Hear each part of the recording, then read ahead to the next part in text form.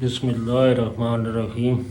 سرکاری ملازمین کے لیے خوشخبری، مذاکرات کامیاب اور تنخواہ میں 30% اضافہ۔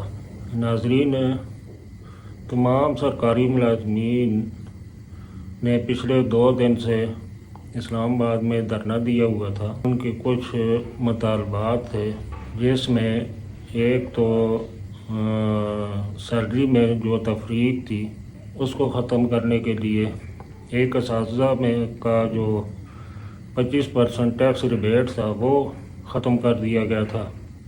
پھر لیو انکیشمنٹ کا مسئلہ تھا، پھر ریٹائرمنٹ میں جو پنشن کا مسئلہ تھا، جو پچھلے دنوں گورنمنٹ نے 3-4 نوٹیفیکیشن کیے تھے، تو اس کے لیے ملازمین نے اسلام آباد میں دھرنا دیا ہوا تھا۔ کل شام کو ملازمین ایسوسیشن کے چیئرمین اور رانا ثناء اللہ خان کے درمیان مذاکرات شروع ہوئے، جس میں فوری طور پر ملازمین کو 30% تنخواہوں میں اضافہ اور 25% جو ٹیکس ریبیٹ تھا اس کو بحال کر دیا گیا۔ پھر یہ بھی مذاکرات میں شامل تھا کہ آئندہ بجٹ میں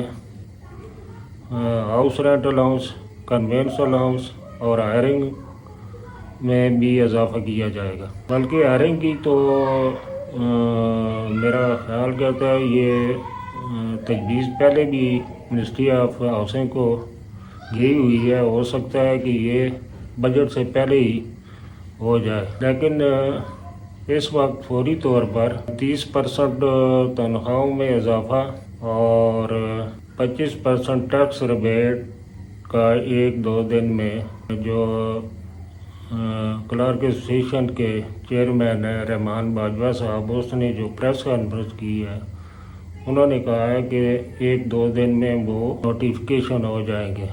باقی جو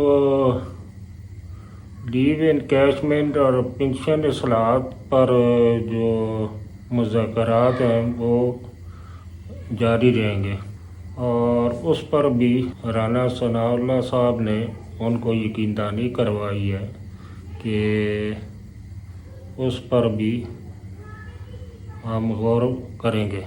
یہ تو سیلری اور باقی تو جو ملازمین ہیں ان کی تنخواہوں میں اضافہ کر دیا گیا ہے، لیکن اس میں جو پرانے پنشنر ہیں ان کے متعلق کوئی بھی اعلان نہیں کیا گیا۔ لہذا ہم گورنمنٹ سے اپیل کرتے ہیں کہ جس طرح ملازمین کی تنخواہوں میں اضافہ کیا گیا ہے، اسی طرح پنشنر کی پنشن میں بھی اضافہ کیا جائے۔ تو یہ پیپل پارٹی کے ہم